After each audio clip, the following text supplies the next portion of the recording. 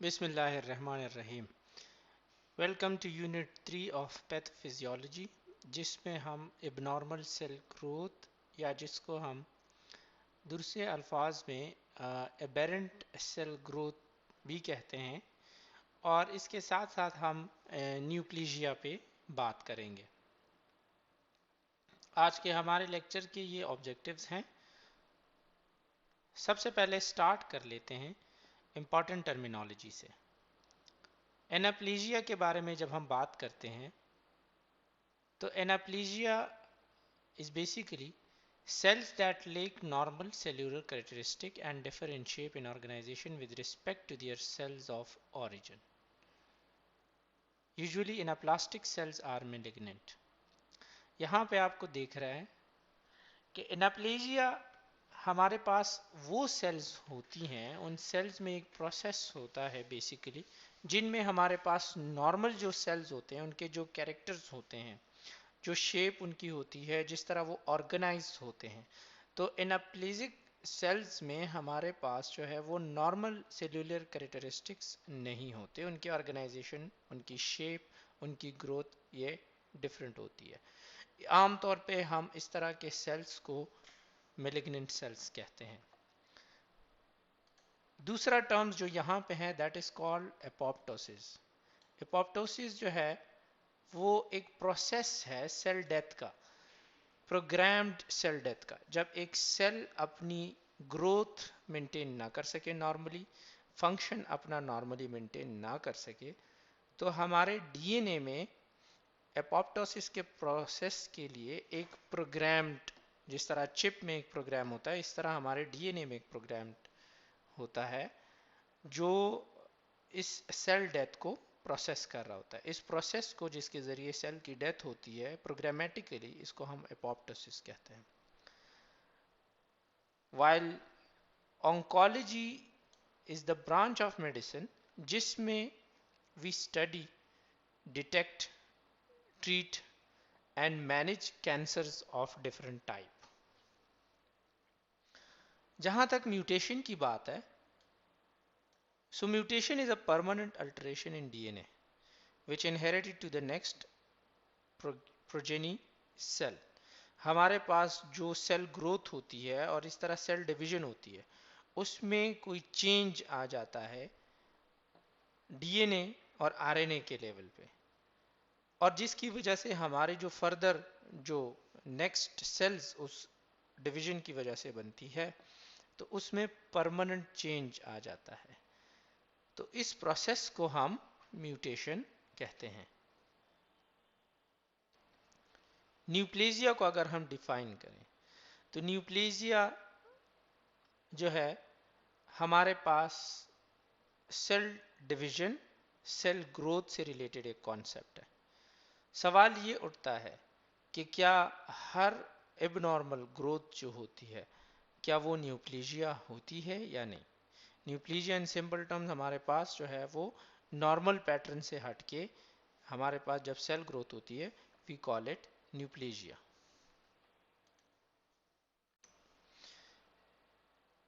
तो इसका जवाब ये है कि हर न्यू ग्रोथ जो सेल की होती है, जो डिवीजन होती है, वो न्यूप्लीजिया नहीं कहलाती।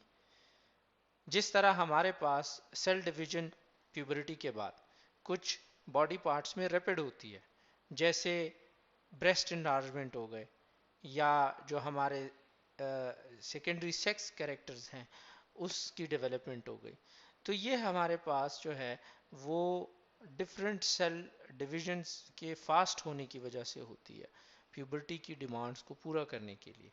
तो वी कैन नॉट से कि ये न्यूप्लेजिया यानी कैंसेरियस या एबनॉर्मल है। इसी तरीके से फीटस जो है उसकी जो ग्रोथ होती है वो भी न्यूप्लेजिया में नहीं आती, वो नहीं काउंट हो सकती।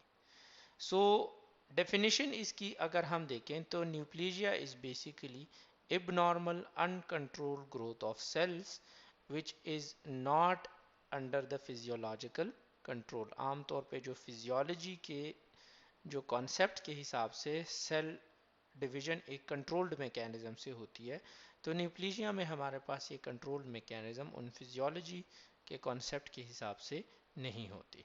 सो इसको हम एक एबनॉर्मल और अनकंट्रोल्ड प्रोसेस कहते हैं। इसकी कुछ ख़ास कैरेक्टरिस्टिक है जिसमें हमारे पास एक एक्सेसिव ग्रोथ होती है, बहुत ज़्यादा ग्रोथ होती है सेल्स की, अनकोऑर्डिनेटेड ग्रोथ होती है, जो स्टेप वाइज ग्रोथ होती है सेल्स की और डिवीजन होती है वो सिस्टमेटिक एंड स्टेप वाइज नहीं होती बल्कि अनकोऑर्डिनेटेड होती है। एंड परसिस्टेंट ग्रोथ होती है। कुछ सेल्स ऐसे होते हैं हमारे बॉडी में कि जब वो डिवाइड हो जाते हैं तो पहले वो ग्रो करते हैं, फिर अपनी ख़ास एज पे आके फिर फर्दर नेक्स्ट ग्रोथ की तरफ मूव करते हैं, डिवीजन की तरफ मूव करते हैं। जबकि जो इस तरह के न्यूप्लास्टिक जो हमारे पास सेल्स होते हैं तो वो परसिस्टेंट ग्रोथ के फेज में होते हैं कि उनकी अपनी मेच्योरिटी नहीं हुई होती और वो दोबारा डिवीजन की तरफ मूव करते हैं, तो इमेच्योर सेल प्रोड्यूस होते हैं। सो इन सिंपल टर्म्स हम इसको, एक प्रोसेस है जिसको हम न्यूप्लाज्म कहते हैं, जिसको हम ट्यूमर या इन अदर वर्ड कैंसर भी कह सकते हैं। हमारे पास न्यूप्लेजिया के कुछ टाइप्स हैं। न्यूप्लाज्म जैसे हमने बताया कि ये इबनॉर्मल ग्रोथ ऑफ टिश्यूज़ हैं। ज़ाहिर सी बात है टिश्यूज़ जो है वो मल्टीपल सेल्स के कम्बिनेशन से बनती है, तो जब वो सेल्स की ग्रोथ इबनॉर्मल होगी तो उन टिश्यूज़ की ग्रोथ भी इबनॉर्मल होगी। और इसकी कैरेक्टरिस्टिक ये है कि एक तो एक्सेसिव है, अनकोऑर्डिनेटेड है और प्रोग्रेसिव ग्रोथ होती है, परसिस्टेंट या कंटिन्यूस ग्रोथ होती रहती है, जो एक मास की शक्ल में सामने आती है। और ये मास आमतौर पे इसको हम ट्यूमर कहते हैं। पहले किसी भी स्वेलिंग को ट्यूमर कहा जाता था, लेकिन अब सिर्फ जो न्यूप्लास्टिक यानी अनकोऑर्डिनेटेड अनकंट्रोल्ड एबनॉर्मल ग्रोथ होती है तो उसको ही ट्यूमर कहा जाता है। तो ट्यूमर की हमारे पास बुनियादी तौर पे दो मेन टाइप्स हैं, जिसमें एक बिनाइन ट्यूमर है और दूसरा हमारे पास मेलिग्नेंट ट्यूमर है। यानी बिनाइन न्यूप्लाज्म को हम इन सिंपल वर्ड ट्यूमर कह सकते हैं। वो फैलता नहीं है, अपनी जगह पे कन्फाइंड रहता है, सिर्फ साइज उसका बढ़ता है। जबकि मैलिग्नेंट जो है वो फैलता है दूसरे ऑर्गन्स में भी और उसको भी इफेक्ट कर रहा होता है, जिसको हम कैंसर कहते हैं। बिनाइन एंड मैलिग्नेंट के कुछ फीचर्स हमने इस टेबल में दिए हैं, जिसमें सबसे पहले अगर हम बात करें स्ट्रक्चर की, तो बिनाइन का स्ट्रक्चर जो है वो नॉर्मल सेल की तरह वो वेल डिफरेंशिएटेड होता है, मतलब नॉर्मल सेल की तरह रिजेंबल कर रहा होता है। जबकि मेलिग्नेंट जो है वो एबनॉर्मल सेल्स होते हैं जिनमें आपस में सिमिलैरिटी कम होती है, यानी एनाप्लास्टिक होते हैं। जबकि बिनाइन में जहाँ तक हम ग्रोथ की बात करें तो बिनाइन स्लो ग्रोथ इनके सेल्स की होती है और मैलिग्नेंट जो हमारे पास सेल्स होते हैं उनकी ग्रोथ बहुत रैपिड होती है।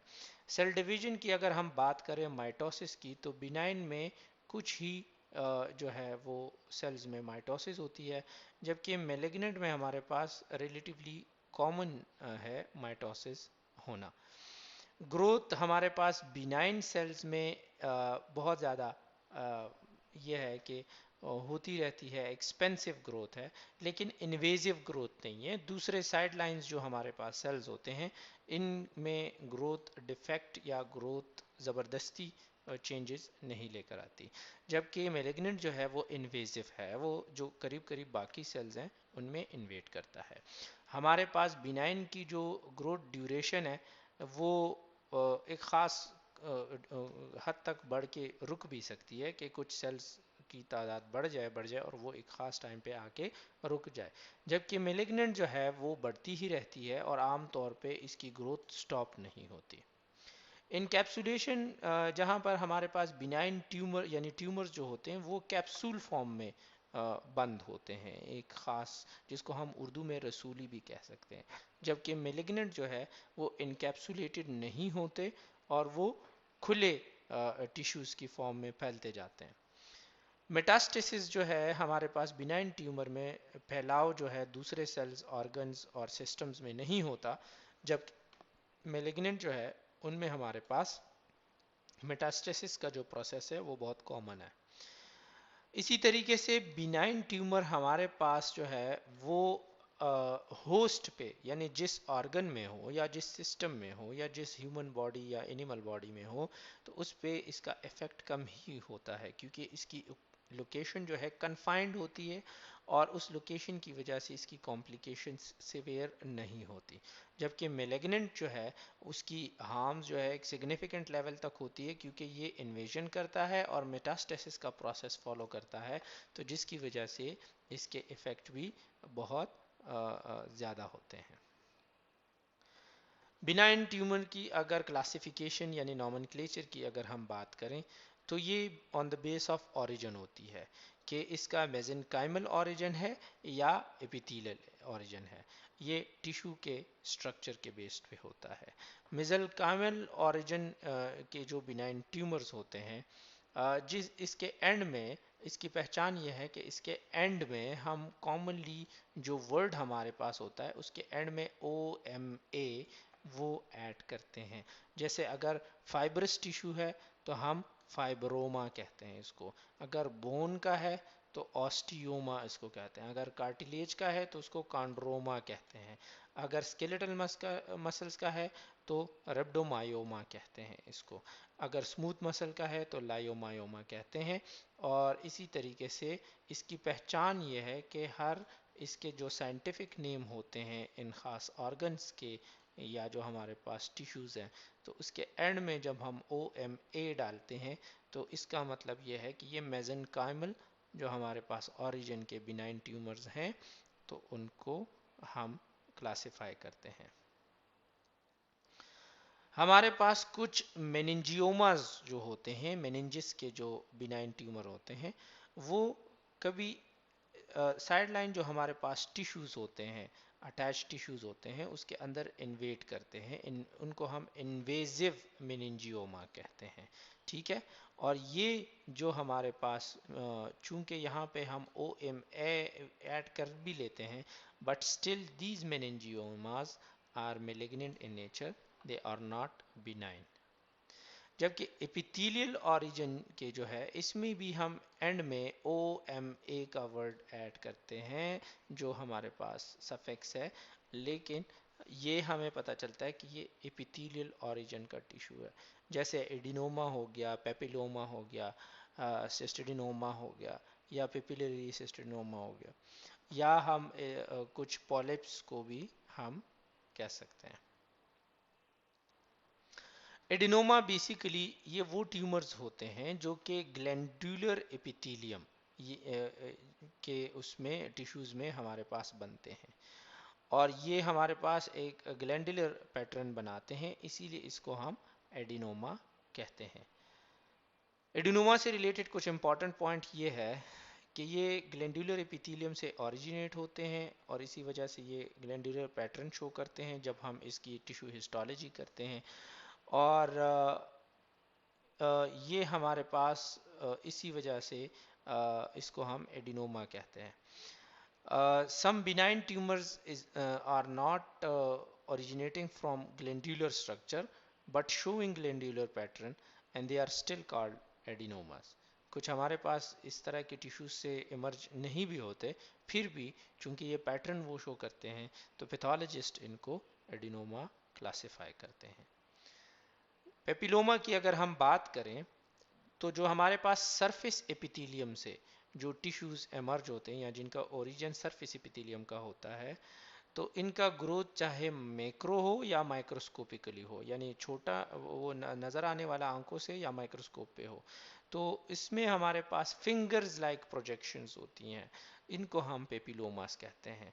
ठीक है। सीलिएटेड स्ट्रक्चर टाइप या फिंगर्स टाइप जो है हमारे पास इसकी प्रोजेक्शंस होती हैं, चाहे वो हम हिस्टोलॉजी पे देखें या हम नेकेड आई से देखें, तो इनको हम पेपिलोमा कहते हैं।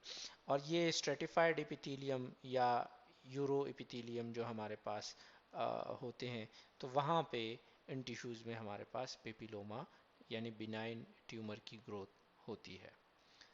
सिस्टिडिनोमा जो है ये हमारे पास ओवरीज में आमतौर पे बहुत कॉमन है, और इसमें हमारे पास जो ओवरीज हैं यानी फिलोपियन ट्यूब से आगे के जो आर्गन्स हैं, तो वहाँ पे इसकी ग्रोथ होती है। आपको यहाँ इस पिक्चर में ये एक उसकी जो सर्जिकल रिमूवल है उस ट्यूमर की, वो आपको नज़र आ रही है। यहाँ पे आपको इसकी लोकेशन नज़र आ रही है कि ये बेसिकली कहाँ पे लोकेट करते हैं। तो ये उसकी लोकेशन का जो हमारे पास ये आप देख रहे होंगे, ये वो ट्यूमर है।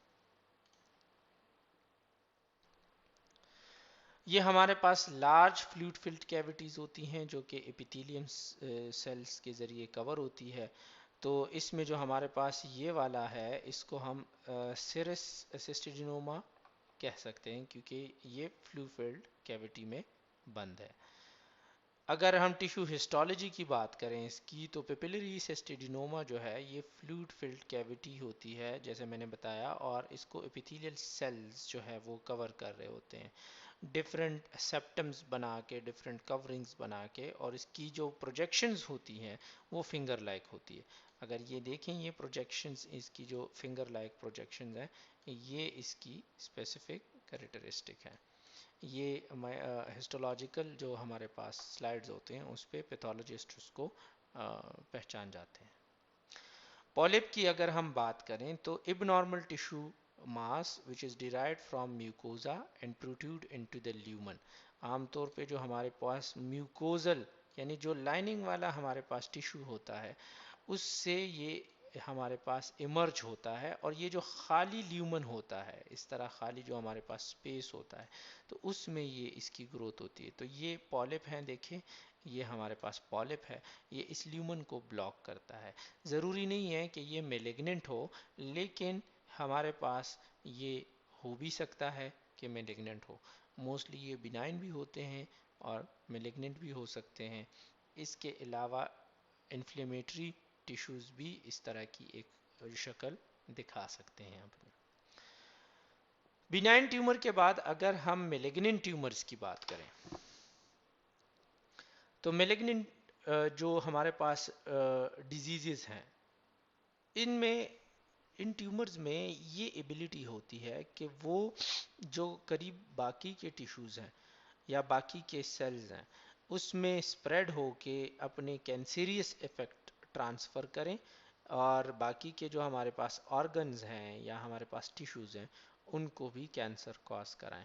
तो मेलिग्नेंट ट्यूमर्स हमारे पास बेसिकली दो टाइप्स के हैं, हम यहाँ पे बात करेंगे, एक इन्वेजन वाले और दूसरा मेटास्टेसिस का जो हमारे पास प्रोसेस है।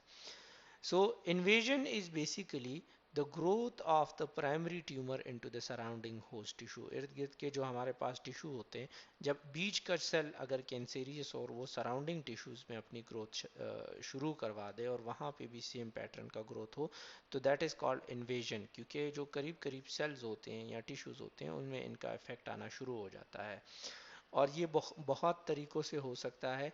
मैकेनिकल प्रेशर जो होता है, जो हमारे पास मेन एक जो सेल्स जो कैंसेरियस होते हैं, तो उनकी तरफ से एक मैकेनिकल प्रेशर जो है वो साइड लाइन जो सेल्स हैं इन पे बढ़ता है, और जिसकी वजह से finger like projections of the tumour cell into the surrounding tissues जो है वो पैदा हो जाती है, जिसकी वजह से हमारे पास वो अपने जो टॉक्सिक केमिकल्स हैं या जो अपने इफ़ेक्ट्स हैं वो दूसरे सेल में भी स्टार्ट करवा लेते हैं।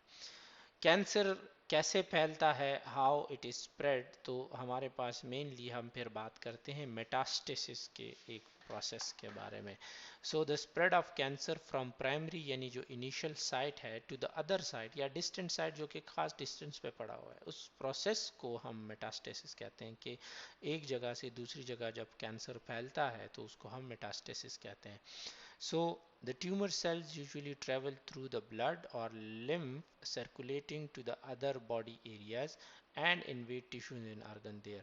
अपने प्राइमरी साइट से ट्रैवल करते हैं थ्रू lymph node या blood, और वो फिर जो जहाँ पे उनको फेवरेबल पोटेंशियल साइट्स मिलती हैं जहाँ पे वो अपना कैंसरियस इफेक्ट स्टार्ट कर सकते हैं, तो वो वहाँ पे बाकी सेल्स को भी इफेक्ट कर लेते हैं। प्राइमरी ट्यूमर हमारे पास the original site of malignancy को कहते हैं, जहाँ पे वो कैंसर स्टार्ट हुआ होता है, पहले जहाँ से शुरू हुआ होता है। जबकि सेकेंडरी ट्यूमर वो साइट्स होती हैं जो कि इस मेलिग्नेंसी या मेटास्टेसिस के प्रोसेस के बाद वहाँ पे कैंसर शुरू हुआ हो। सो कॉमन साइट जो है हमारे पास lymph nodes, liver, lung, bones and brains है, जो मेटास्टेसिस के प्रोसेस के ज़रिए जो है वो कैंसर से इफ़ेक्ट होते हैं। ऑलमोस्ट जो हमारे पास 50 या 60% ट्यूमर जो है वो मेटास्टेसाइज्ड हो जाते हैं प्राइमरी ट्यूमर के आइडेंटिफिकेशन के बाद, जो है आमतौर पे वो मेटास्टेसाइज्ड फॉर्म में हमें मिलते हैं। और जो लैम्फ है वो मोस्ट कॉमन साइट इसलिए है क्योंकि वहाँ पे हमारे पास जो इम्यून सेल्स हैं या इम्यून रिस्पॉन्स का एक मेजर सिस्टम है, तो चूंकि वहाँ पे उन सेल्स का होना नेचुरली भी पॉसिबल है, क्योंकि वहाँ पे उन सेल्स को फेगोसाइटोसिस के ज़रिए किल किया जाता है, तो उसमें चांस ज़्यादा बढ़ जाता है कि ये सेल्स ट्रेवल करें और इन लिम्फ नोड्स को भी इन्फेक्ट करें और वहाँ पे भी कैंसर फैल जाए। तो मेटास्टेटिक पाथवेज में हमारे पास लिम्फेटिक्स हो गई, ब्लड स्ट्रीम हो गया, या बॉडी कैविटीज़ की सीडिंग हो गई, यानी वहाँ पे वो सेल्स जो है वो अपनी ग्रोथ करते हैं। और इसके अलावा ट्रांसप्लांटेशन का जो प्रोसेस है, तो ये कुछ पाथवेज हैं जिसके ज़रिए हमारे पास मेटास्टेसिस होती है कैंसरियस सेल्स की। तो हमारे पास अगर इस स्लाइड में आप देखें तो malignant transformation में some normal cuboidal cells have undergone malignant transformation and have divided enough times from a tumorous area within the cuboidal epithelium। ये कुछ cells जो आपको ग्रे उसके नज़र आ रहे हैं, ये ऐसे cells हैं जो कि जिनमें म्यूटेशन हो गई और malignant बन गए। अब ये सेल्स जो है हमारे पास इनकी वेस्कुलराइजेशन होती है। ये सेल्स अगर देखें तो ये वेसल्स के साथ अटैच्ड हो गए हैं, यहाँ पे ये वेसल्स के चैनल्स इनमें बन गए हैं। सो इनको फिर हम ट्यूमर वेस्कुलराइजेशन कहते हैं। तो ये हमारे पास ट्यूमर एंजियोजेनेसिस फैक्टर्स जो है ये रिलीज़ करते हैं ये सेल्स, जो कि स्टिमुलेट करते हैं ब्लड वेसल्स को कि वो अपने चैनल्स बनाए वहाँ पे और वो इस कैंसरियस सेल्स की ग्रोथ में हेल्प करे। अगर हम तीसरे उसमें देखें तो ब्लड वेसल पेनिट्रेशन होती है इन सेल्स के अंदर, जो आपको यहाँ पे नज़र आ रहा है इन सेल्स के अंदर कि ब्लड वेसल की बाकायदा यहाँ पे पेनिट्रेशन हुई है। So cancer cells have broken off from the main tumour, अपने अलग इन मेन ट्यूमर से अलग हो जाते हैं, और आप देखें कि ये ब्लड स्ट्रीम में आ जाते हैं। जब इन ब्लड स्ट्रीम में ये पहुंच जाते हैं तो ये फैल जाते हैं नॉर्मल हमारे जो हेल्दी टिश्यूज़ हैं उनकी तरफ, और यहाँ पे ये फिर उन टिश्यूज़ में एक्सेस हासिल कर लेते हैं और वहाँ पे वो इन्वेट करके अपनी कैंसर ग्रोथ को दूसरे सेल्स में ट्रांसफ़र कर लेते हैं। सो ये एक मेटास्टेसिस का मेन प्रोसेस इस स्लाइड में बहुत सिंपली समझाया गया है। मोस्ट कॉमन हमारे पास मेटास्टेटिक कैंसर जो है तो मर्दों में आमतौर पे prostate, lung and colorectal cancer है, जबकि वुमेन में हमारे पास टॉप में हमारे पास ब्रेस्ट कैंसर हो गया, फिर उसके बाद कोलोरेक्टल आ जाता है, फिर लंग एंड यूट्राइन कैंसर आ जाते हैं। ये आपके पास कॉज ऑफ डेथ के बेस पे पाकिस्तान में कुछ टॉप कैंसर के टाइप्स हैं, वो आपको इस स्लाइड पे नज़र आ रहे हैं। कैंसर की जहाँ पे हम कॉजेस यानी इटियोलॉजी और रिस्क फैक्टर की बात करें तो देखिए हर कैंसर का जो है वो स्पेसिफिक भी हो सकते हैं और नॉन स्पेसिफिक भी हो सकते हैं, यानी कुछ जनरल कॉजेज हैं जो कैंसर कॉज कर सकते हैं और बहुत सारे ऑर्गन्स का कॉज कर सकते हैं, जबकि कुछ स्पेसिफिक कॉजेज हैं जैसे स्मोकिंग जो है वो लंग कैंसर मेनली कॉज कराती है। ठीक है। सो इस तरीके से हमारे पास जो है ये स्पेसिफिक कॉजेज होती हैं। सो फिजिकल एजेंट्स में हमारे पास अगर रेडिएशन एक्सपोजर हो, इरिटेंट से एक्सपोजर हो या सनलाइट से एक्सपोजर हो, तो हमारे पास या तो स्किन के या लंग्स के या इस तरीके से बॉडी के डिफरेंट ऑर्गन के कैंसर्स, ब्लड कैंसर वगैरह रेडिएशन से जो होते हैं, तो ये फिजिकल एजेंट्स की वजह से होते हैं। केमिकल एजेंट्स की अगर हम बात करें तो स्मोकिंग पार्टिकल्स जो है या डाइटरी इंग्रेडिएंट्स जो हमारे पास गैस्ट्रोइंटेस्टिनल ट्रैक में बहुत सारे कैंसर्स कॉज करते हैं, या जो ड्रग्स हैं तो वो लंग्स की भी कॉज कर सकते हैं और ब्लड कैंसर या बोन मैरो से रिलेटेड या डिफरेंट सेल से रिलेटेड भी कॉज कर सकते हैं, तो ये केमिकल एजेंट्स में आते हैं। इसी तरीके से हमारे पास फैमिली हिस्ट्री और जेनेटिक्स बहुत इंपॉर्टेंट रोल प्ले करती है, क्योंकि हमारे पास कॉमनली जो कोलन कैंसर है या ब्रेस्ट कैंसर है, ये जेनेटिक्स के जिनके फैमिली हिस्ट्री में होता है तो उनमें बहुत कॉमनली पाया गया है। डाइटरी हैबिट्स में अगर लो फाइबर डाइट हो, हाई फैट्स हो, प्रोसेस फूड का इस्तेमाल ज़्यादा हो या अल्कोहल कंजम्पशन हो, तो ये भी ऐसे कैंसर्स हैं जो कि हमारे पास लिवर कैंसर, कोलोन कैंसर, ये इन चीज़ों की वजह से होते हैं। इसी तरीके से कुछ वायरसेस इन बैक्टीरिया हैं जो कि हमारे पास कैंसर कॉज करती हैं। जैसे अगर ह्यूमन पिपिलोमा वायरस की बात करें तो सर्वाइकल कैंसर जो है उसकी वजह से होता है। सो एच पाइलोरी जो है ये हमारे पास जो है गैस्ट्रोइंटेस्टाइनल सिस्टम में कैंसर का बायस बन सकता है। इसी तरीके से हार्मोनल एजेंट्स जो है, अगर ये जो से हमारे पास एस्ट्रोजन, प्रोजेस्टेरॉन, इस तरह के सप्लीमेंट्स वगैरह, तो ये भी रिप्रोडक्टिव सिस्टम के कैंसर्स का बायस बन सकती है। कार्सिनोजेंस वो एलिमेंट होते हैं जो कि बेसिकली नॉर्मल उसको जो है ट्रांसफॉर्म करते हैं इनटू कैंसेरियस फॉर्म में नॉर्मल सेल्स को, तो वो कार्सिनोजेनिस होते हैं। और carcinogenesis is the malignant transformation, जो जिसमें हमारे पास एक नॉर्मल प्रोसेस से हट के मैलिग्नेंट फॉर्म में चले जाएं, सेल डिवीजन हो या जो भी हमारा जो सेल डिवीजन का प्रोसेस है। सो इसमें हमारे पास 3 स्टेप का जो एक सेल्यूलर प्रोसेस है वो इन्वॉल्व है। एक को हम इनिशिएशन कहते हैं, दूसरे को प्रमोशन कहते हैं और तीसरे को प्रोग्रेशन कहते हैं। कार्सिनोजेनेसिस की फर्दर जो डिटेल में अगर हम जाएं तो initiation is basically the mutation of genetic structure, कि हमारे पास जो डीएनए है उसमें बेसिकली अगर कोई ऐसी म्यूटेशन हो जाए तो ये हमारे पास जो फर्दर सेल डिवीजन में सेल्स बनती हैं तो उनको एबनॉर्मल कर देती है। In initiation phase, the cells has the potential to develop into clone of neoplastic cells, कि न्यूप्लास्टिक सेल्स की एक जो है वो कॉपी बन जाती है और वो कॉपी आगे बढ़ती रहती है। Then it comes with the process of promotion, जिसमें हमारे पास it is characterised by the increased proliferation of altered cell, जो चेंज्ड म्यूटेटेड सेल्स होती हैं तो उनकी तादाद बहुत ज़्यादा बढ़ जाती है। और लेटेंट पीरियड में इनिशियल जेनेटिक अल्टरेशन जो होती है ये फिर हमारे पास एज अ क्लिनिकल एविडेंस काम करती है for the diagnosis of different cancers, क्योंकि ये फिर हमें जो हिस्टोलॉजी के जो स्टडीज़ हैं उसमें हेल्प आउट करती है। And then it comes the process of progression, which is characterized by the increased growth rate of tumor as well as its invasiveness and metastasis, कि जब ट्यूमर पहले तो क्लोन बन गए, फिर उन्होंने वो तादाद में ज़्यादा हो गए, तो फिर वो तादाद में बहुत जब ज़्यादा हो जाते हैं और ट्यूमर बना लेते हैं और वो ट्यूमर फिर हमारे बाकी स्ट्रक्चर्स को इफ़ेक्ट करते हैं, तो वो इन्वेजिवनेस और मेटास्टेसिस के प्रोसेस से जब हमें उसका आइडिया हो तो वो प्रोग्रेशन का स्टेज कहलाता है। तो ये कार्सिनोजेनेसिस का देखें कि टारगेट सेल्स हैं तो इस पे वायरस, हार्मोन, रेडिएशन, जो भी हमारे पास जो इटियोलॉजिकल फैक्टर्स हैं उसमें से किसी एक ने इफेक्ट किया, तो ये सेल्स हमारे पास इसमें अल्टरेशन आ गई, म्यूटेशन आ गई, तो देखें इसका जो स्ट्रक्चर है वो चेंज हो गया है, डिसफंक्शनल हो गया है और डिफरेंशिएशन और प्रोलिफरेशन इसकी कंटिन्यू होती है कि ये सेल्स डिफरेंट स्ट्रक्चर के डिफरेंट फंक्शन खुद से ही शुरू कर देते हैं, तो वो एक कैंसीरियस सेल में डेवलप हो जाता है।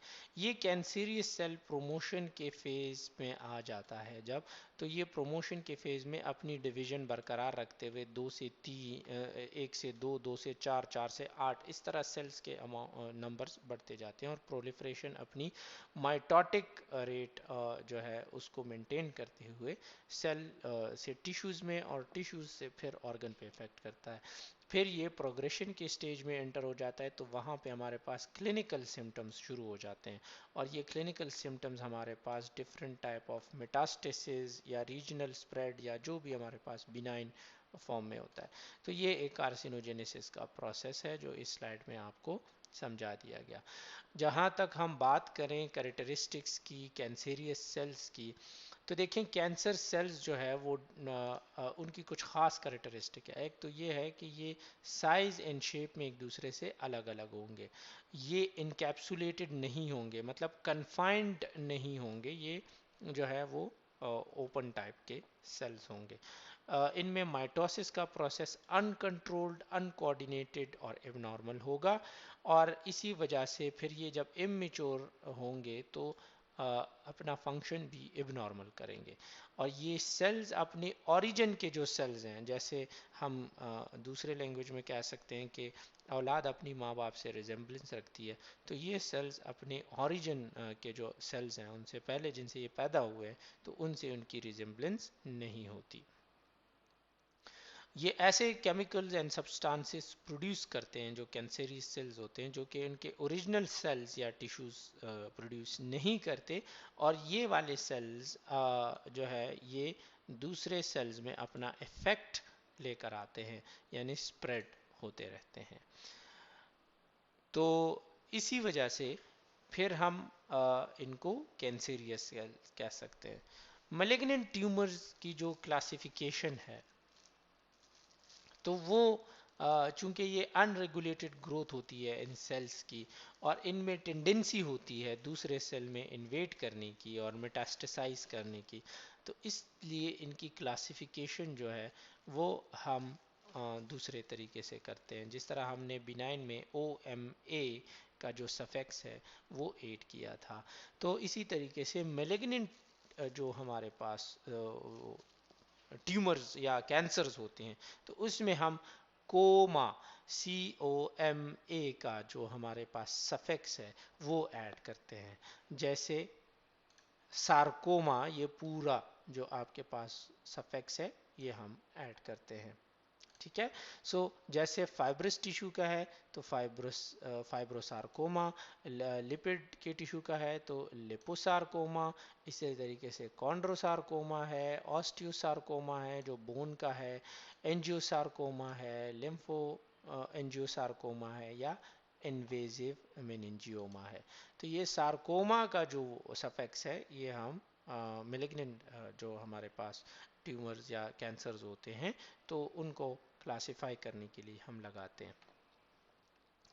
कार्सिनोमा बेसिकली मेलिग्नेंट ट्यूमर होते हैं विच इज़ एपिथेलियल टिश्यू से उनकी ओरिजिनेशन होती है, यानी एपिथेलियल टिश्यू से ये ओरिजिनेट करते हैं, तो उनको हम कार्सिनोमा कहते हैं। जैसे स्क्वामस सेल हमारे पास एपिथेलियल टिश्यू है, वहाँ पे स्क्वामस सेल्स होती हैं, तो उनका जो अगर मेलिग्नेंट कैंसर हो तो उनको हम स्क्वामस सेल कार्सिनोमा कहते हैं। इसी तरीके से बेजल सेल कार्सिनोमा और मेलिग्नेंट मेलानोमा जो है ये कार्सिनोमास हैं एपिथेलियल टिश्यू के। lymphomas are the cancers occurring in infection fighting organs। अगर हमारे पास जैसे lymph nodes जो है, तो lymph नोड जो है वहाँ पे lymph होता है, और वो एक ऑर्गन, अलग ऑर्गन है, पूरा एक सिस्टम है बॉडी का। तो वहाँ पे अगर इन्फेक्शन के फाइटिंग का एक प्रोसेस तो आमतौर पे चल रहा होता है, अगर उसकी वजह से या वहाँ पे कोई कैंसर हो तो इनको हम लिम्फोमास कहते हैं। ल्यूकीमियाज जो है वो ब्लड फॉर्मिंग ऑर्गन्स जो होते हैं, जैसे स्प्लीन हो गया या बोन मैरो हो गया, तो वहाँ पे अगर कोई मेलिग्नेंट कैंसर है तो उसको हम ल्यूकीमियाज कहते हैं, क्योंकि ये हमारे पास यहाँ पे ओमा का वर्ड है, लेकिन स्टिल ये हमारे पास मेलिग्नेंट में इसलिए आता है क्योंकि ये ऐसे सिस्टम्स हैं जिसमें फ्लूइड है जो कि बॉडी में सर्कुलेट करता है, तो इसमें इस तरह के जो कैंसेरियस सेल्स हैं इसका फैलाव जो है वो कॉमन होता है। एक सेल अगर जब मेलिग्नेंट होता है तो उसकी कुछ खास रिक्वायरमेंट होती है, और वो रिक्वायरमेंट यहाँ पे हमने स्टेट कर दी है। एक तो नंबर 1 ये है कि ये सेल्फ सफिशेंट हो, मतलब ये खुद डिवाइड हो, ये खुद ग्रोथ करे, और ये जो है काफ़ी इसके पास अपनी रिसोर्सेज होते हैं। इसी तरीके से जो हमारे पास नॉर्मली न्यूक्लियस के अंदर हमारे DNA में अल्लाह ताला ने ऐसा एक सिस्टम रखा हुआ है कि अगर उसमें कोई ग्रोथ एबनॉर्मल उसकी पैटर्न की तरफ जाए, तो वहाँ पे वो जीन्स एक्टिव होके ग्रोथ इनहिबिशन के सिग्नल्स देती है, वो ग्रोथ इनहिबिट हो जाती है। तो इस तरह के जो सेल्स हैं वो अपनी एबनॉर्मल ग्रोथ को डिटेक्ट नहीं करते। सो इसीलिए हम कहते हैं कि they are insensitive to the growth inhibition signals, तो ये कंटिन्यूली अपना ग्रोथ रखते हैं। जो डीएनए रिपेयर है जीन्स का, ये जीन्स कुछ होती हैं जो खुद अपने डीएनए को इस एबनॉर्मेलिटी से बचाने के लिए वहाँ पे काम करती है। तो इनके जो ये जीन्स हैं इन सेल्स के, वो डिसफंक्शनल होते हैं। इसी तरीके से ये सेल्स में एपोप्टोसिस का प्रोसेस स्टार्ट करते हैं, वो सेल्स खुद को किल करना शुरू कर देते हैं।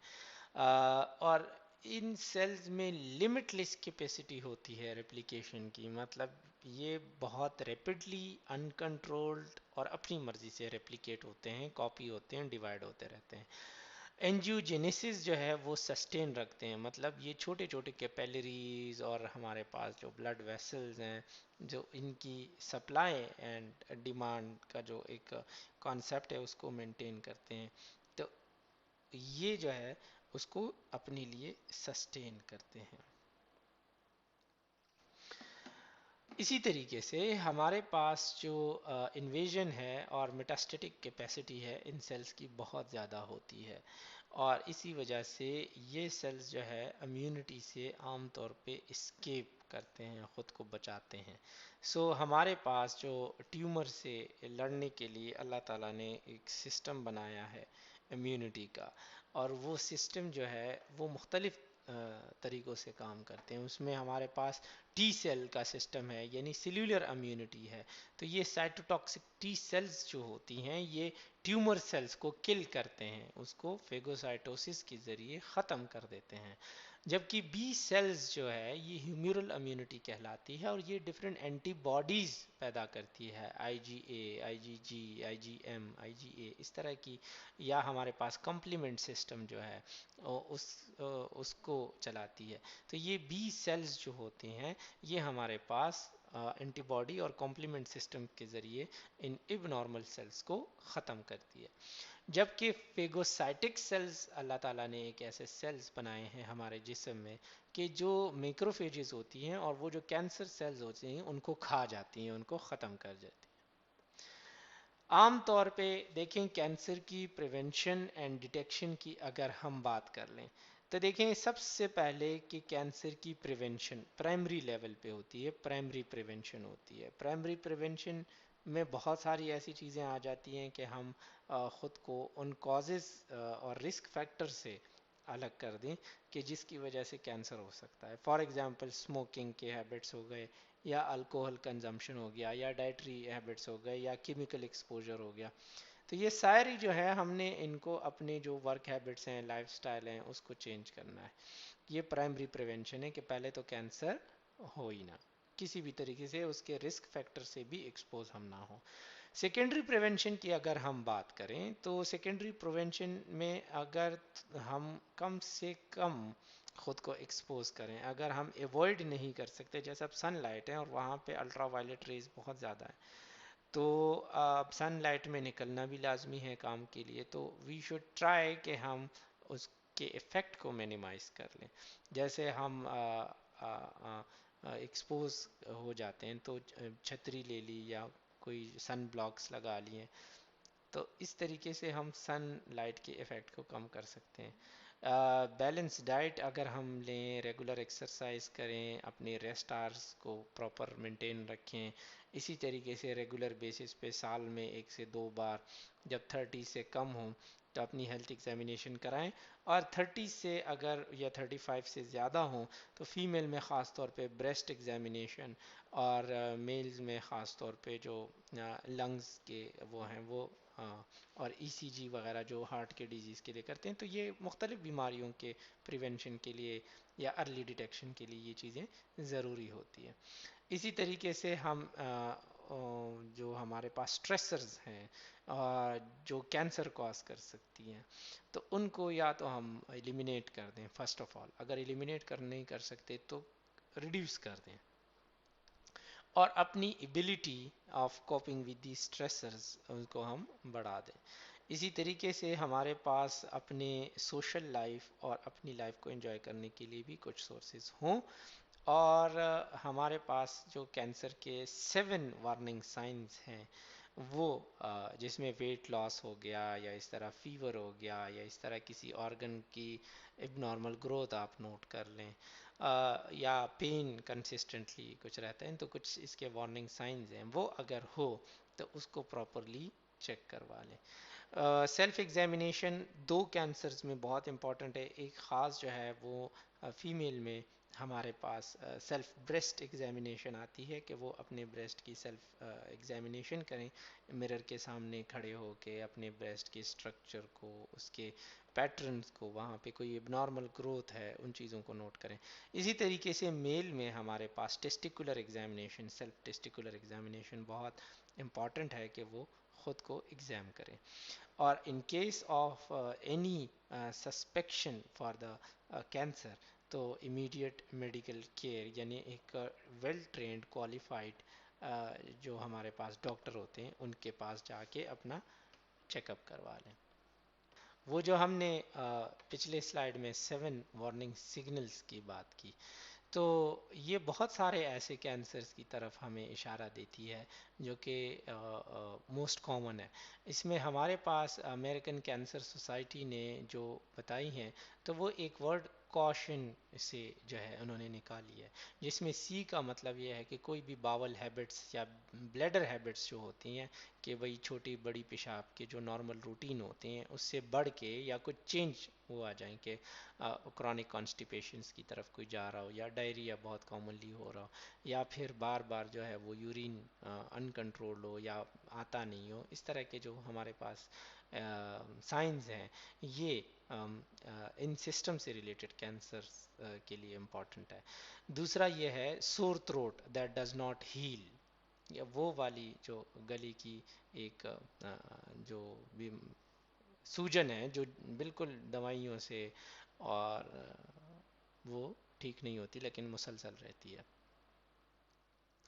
या कोई अनयूजुअल ब्लीडिंग या डिस्चार्ज हो बॉडी के किसी भी ऑर्गन से, किसी भी एक ऐसे ऑरिफिस से या सुराख से, कान से, नाक से, मुंह से, या फिर जो हमारे पास एनल ओपनिंग है, वेजाइनल ओपनिंग है, यूरिथ्रल है, उनसे जो अनयूजुअल हो, या इसके अलावा थिकनिंग हो और या लंप हो ब्रेस्ट में या किसी बॉडी के दूसरे जगह पे आपको कोई सख्ती, कोई बॉल टाइप का नज़र आए जो कि ठीक ना हो रहा हो और बढ़ता जा रहा हो। इसी तरीके से निगलने की सलाहियत में डिफ़िकल्टी यानी मुश्किलात हों, या फिर इसके साथ साथ स्किन के ऊपर कोई मोल या फिर कोई वाट या दाना इस तरह का जो ठीक नहीं हो रहा हो, तो वो भी चेक करवा लेने चाहिए।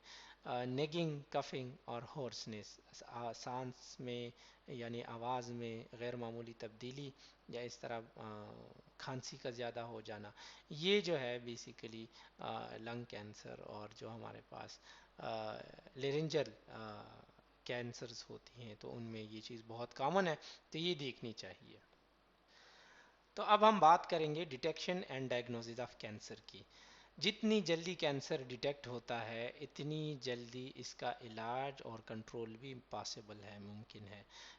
हमारे पास बहुत सारे तरीके हैं कैंसर की डायग्नोसिस और डिटेक्शन के लिए, जिसमें हम अपने नेक्स्ट लेक्चर में उसको बहुत डिटेल में पढ़ेंगे, लेकिन अभी यहाँ पे इस पर थोड़ी सी रोशनी डालते हैं। फॉर एग्जांपल हमारे पास ट्यूमर आइडेंटिफिकेशन मार्कर्स होते हैं, कुछ ख़ास ट्यूमर्स के अपने अपने मार्कर्स होते हैं जिनसे उन ट्यूमर्स को हम आइडेंटिफाई कर सकते हैं।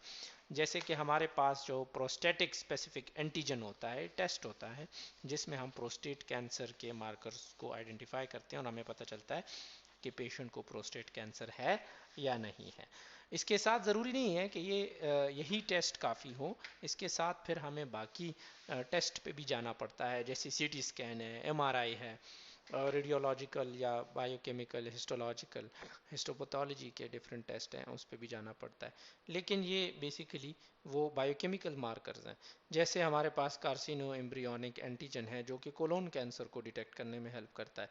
इसी तरीके से अल्कलाइन फॉस्फेटेज हमारे पास इंजाइम है जो कि बोन मेटास्टेसिस को जाहिर करता है। फिर इसके अलावा फ्लोरोस्कोपी जो प्रोसीजर है, या मैग्नेटिक रेजोनेंस इमेजिंग एमआरआई है, या कंप्यूटेड टोमोग्राफी जिसको हम सीटी स्कैन कहते हैं, या डिफरेंट अल्ट्रासाउंड्स हो गए, तो वो हमारे पास अर्ली डिटेक्शन में हेल्प करते हैं। जैसे हमारे पास मेमोग्राफी है तो ये एक एक्सरे है, अल्ट्रासाउंड टाइप का है, जो कि हमारे पास ब्रेस्ट कैंसर को डिटेक्ट करने में बहुत हेल्पफुल है। सो इसमें हमारे पास कुछ ऐसे प्रोसीजर्स हैं जिसमें हम कैंसरियस टिश्यूज़ को डायरेक्टली विजुअलाइज करते हैं। तो वो डायरेक्ट विजुअलाइजेशन के जो प्रोसीजर्स हैं, इसमें हमारे पास सिग्मॉइड कोलोन के लिए सिग्मॉइडोस्कोपी, या जो हमारे पास यूरेथ्रल या ब्लैडर कैंसर होते हैं तो उसके लिए सिस्टोस्कोपी, या फिर हमारे पास जो एसोफिजियल कैंसर है या स्टमक कैंसर है तो उसके लिए एंडोस्कोपी, और ब्रोंकस के लिए ब्रोंकोस्कोपी करते हैं। फिर फर्दर जो है वो पॉजिट्रॉन इमिशन टोमोग्राफी जिसको हम पेट स्कैन कहते हैं, तो ये एक हाईली सेंसिटिव और स्पेसिफिक टेस्ट हैं, रेडियोलॉजिकल टेस्ट हैं, जो कि बुनियादी तौर पे डिफरेंट कैंसर्स को डिटेक्ट करने के लिए किए जाते हैं। इसके अलावा कुछ इन्वेजिव डायग्नोस्टिक टेक्निक होते हैं जिसमें हम डिफरेंट टिश्यूज़ लेते हैं बॉडी से, और इसकी जो है फिर हिस्टोलॉजी करते हैं और हिस्टोपैथोलॉजी के पॉइंट ऑफ व्यू से उसको देखते हैं, जिसमें बायोप्सी मोस्ट कॉमन है, क्योंकि वो उन जो हमारे पास टिश्यूज़ होते हैं उसको स्पेसिफिकली देख लेते हैं। तो बायोप्सी हमें उन टिश्यूज़ के असल स्ट्रक्चर, इंटरनल जो सेल्स की प्रोजेक्शंस होती हैं या जिस तरह वो दिखती हैं, तो उसमें हमें स्पेसिफाई करने में बहुत हेल्प करती है। आज का लेक्चर हमारा जो न्यूप्लाज्म और कैंसर्स या ट्यूमर्स की क्लासिफिकेशन और इसके समझने पे था। इससे रिलेटेड अगर कोई क्वेश्चन है तो पूछ सकते हैं। नेक्स्ट लेक्चर में हम इसकी ग्रेडिंग, टीएनएम क्राइटेरिया और इस पे हम बात करेंगे। अब तक के लिए इतना ही। Thank you very much.